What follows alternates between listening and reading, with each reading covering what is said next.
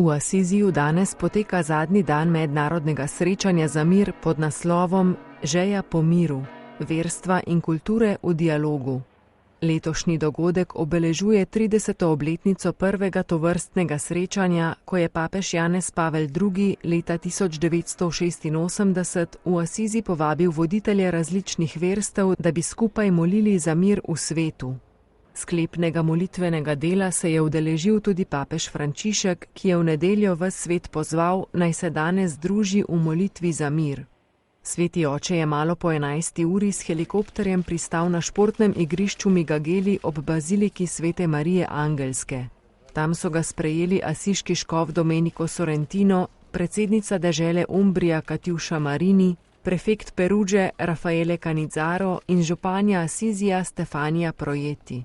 Papež Frančišek je nato odšel v sveti asiški samostan, kjer so ga pričakali tamkajšnji kustos pater Mauro Gambeti, carigrajski ekumenski patriarh Bartolomej I., nadškof Canterburyja Justin Welby, sirsko-pravoslavni patriarh Antiohije Efrem II., predstavnika muslimanov in judovstva ter voditelj japonske budistične tradicije Tendai.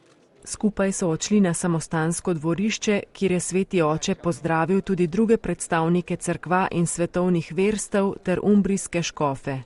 V jedilnici samostana je nato sledilo kosilo, katerega se je udeležilo tudi nekaj žrtev vojne. Predsednik skupnosti svetega Egidija Marko Impagliazzo pa je ob zaključku kosila spomnil še na 25. obletnico izvolitve patriarha Bartolomeja I.